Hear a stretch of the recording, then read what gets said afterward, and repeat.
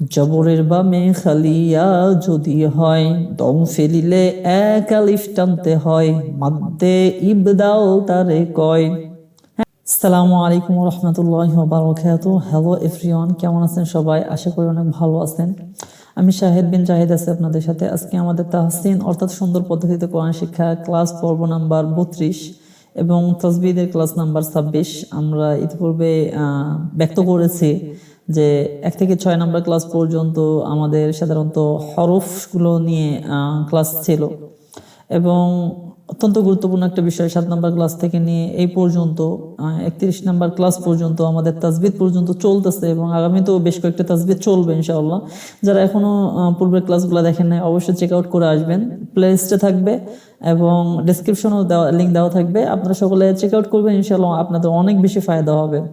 সুতরাং চলুন আজকে শুরু করা যাক। Let's get started. আজকে আমাদের তাজবিদের 26 নাম্বার তাজবিদ। ইতিপূর্বে 25টা তাজবিদ চলে গেছে। আমরা যে তাজবিদটা আজকে আলোচনা করব সেই তাজবিদটার নাম হচ্ছে মাদ্দে ইবদাল।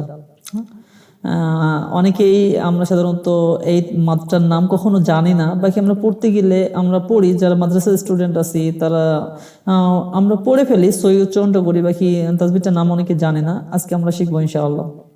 দেখুন আমাদের একটা ছন্দ আকারে দেওয়া আছে যে জবরের বামে খালিয়া যদি হয়, দম ফেলে এক আলিফ টানতে হয়, মাদ্দে ইবদাল তারে কয়। দেখুন আমাদের এই আয়াতটার শেষে যখন দেখতেছি জবর, তার বামে ইয়ার উপর কিছু নেই, যে জবর পেশ কিছু নেই, জবরের বামে খালি ইয়া, কিন্তু এই যখন জায়গায় যখন আমরা থেমে যাব তখন কিন্তু এক আলিফ পরিমাণ টানতে হয়। হ্যাঁ, আর মিলে পড়লে আবার সাধারণত টানের কোনো প্রশ্ন আসে না। তো থেমে গেলে এক আলিফ পরিমাণ যেহেতু টানতে হয়, এই কারণে এর নাম হচ্ছে মাদ্দে ইবদাল। তখন ইয়াটা আলিফ হয়ে যায়। কেন আলিফ হয়ে যায় সেটা সাধারণত আরবিক গ্রামাটিক্যাল কারণ, সুতরাং আমরা সেদিকে যাব না। শুধু এতটুকু জানবো, জবরের বামে খালিয়া যত জায়গার মধ্যে থাকবে সেখানে যদি আমরা দম ফেলি থেমে যাই তাহলে এক আলিফ পরিমাণ টানতে হবে। জাস্ট এতটুকুই। আমাদের এই তাজবিদের নাম হচ্ছে মাদ্দে ইবদাল। সুতরাং এই তাজবিদটাকে যদি আমরা একটু ছন্দ আকারে, কবিতা আকারে পড়ি তাহলে এইভাবে পড়বো। জবরের বামে খালিয়া যদি হয়, দম ফেলিলে এক আলিফ টানতে হয়, মাদ্দে ইবদাল তারে কয়। হ্যাঁ, জবরের বামে খালিয়া যদি হয়, দম ফেলিলে এক আলিফ টানতে হয়, মাদ্দে ইবদাল তারে কয়। চলুন আমরা একটু উদাহরণগুলো একটু পড়ি, তাহলে আমাদের জন্য পড়তে এবং বুঝতে সুবিধা হবে ইনশাআল্লাহ। দেখুন হামজা জের ই লাগবে লামের সাথে ইল। ইল যেহেতু সাকিন তাজদিদের কাজ লাগানো, এই জন্য আমরা কিন্তু লাগাচ্ছি। হ্যাঁ, হামজা লামজের ইল এইভাবে বলতে পারি, কিন্তু আমরা যেহেতু যেভাবে সাকিনা তাজদিদের মধ্যে লাগাইতে হয়, সুতরাং আমরা লাগানোটাকে উল্লেখ করব আমাদের সুবিধার্থে, পড়ার সুবিধার্থে। তাহলে হামজা জের ই লাগবে লামের সাথে ইল, লাম জবর লা, লা লাগবে লামের সাথে লাল। যেহেতু সাকিনা তাজদিদের কাজ লাগানো, বাকি সাকিনের মধ্যে একবার লাগিয়ে থেমে যায়, আর তাজদিদের মধ্যে আমাদেরকে দ্বিতীয়বার উচ্চারণ করতে হয়। হ্যাঁ, প্রথমবার ডান দিকে হরকতটা তার সাথে লাগে, দ্বিতীয়বার নিজ হরকতটা উচ্চারিত হয়। দেখুন আমরা হামজাকে একবার লামের সাথে লাগাইছি এবং দ্বিতীয়বার লামের মধ্যে যে জবর আছে সেটাকে আবার গিয়ে উচ্চারণ করতেছি, আবার বামে যেহেতু সাকিন এই জন্য সাকিনের সাথে লাগাচ্ছে। তাহলে হামজা জের ই লাগবে লামের সাথে ইল, লাম জবর লা, লা লাগবে লামের সাথে লাল, ইল লাল। হামজা জবর আ লাগবে শিনের সাথে আশ, আশ। কফ জবর ক, কফ জবর ক। এমনিতে সাধারণত আমরা যে অক্ষরগুলোর মধ্যে যে জবর বেশ কিছু থাকে না, সেগুলো অক্ষরের নামই আমরা নিব না।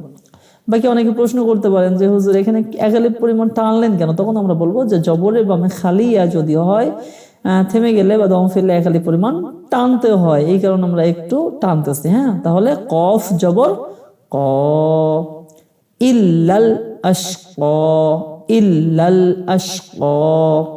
আর আমরা একটা অক্ষর দেখতে পাচ্ছি ওয়াও সদ লামিয়া, এটার নাম সাধারণত আসলে আওলা। হ্যাঁ, যেথায় রয় সেখানে দম না ফেলে মিলিয়ে পড়াটাই সাধারণত উত্তম হয়। তবে আপনি ইচ্ছা করলে প্রাথমিক লেভেলে আমি রেকমেন্ড করি সকলে আপনারা দম ফেলে দিবেন, অর্থাৎ থেমে যাবেন।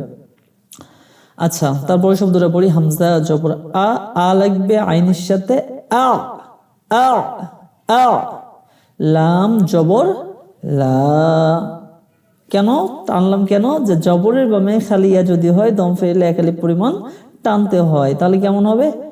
আ লা, আ লা। আবার সেম অসদ লামিয়া যেখানে থাকে সেখানে দম না ফেলে মিলিয়ে পড়া উত্তম হয়। বাকি গোল চিহ্ন যেখানে থাকে সেখানে তো দম ফেলা যায়, সেই হিসেবে আপনি মিলিয়েও পড়তে পারবেন, সেগুলো দম ফেলে দিতেও পারবেন। আমি রেকমেন্ড করি প্রাথমিক অবস্থা আপনার থেমে যান।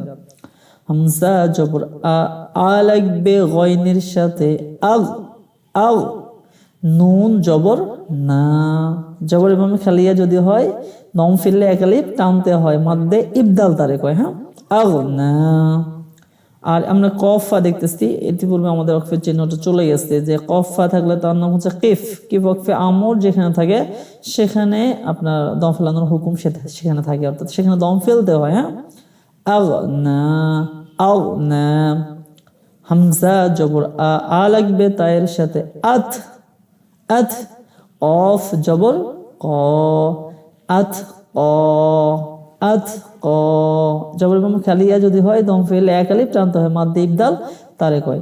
আর এখানে আমরা অক্ষর চিহ্ন দেখতে পাচ্ছি যে মিম ওয়াকফ, মিম ওয়াকফের নাম হচ্ছে লাজদেন, যেখানে থাকে সেখানে অবশ্যই দম ফেলতে হয়।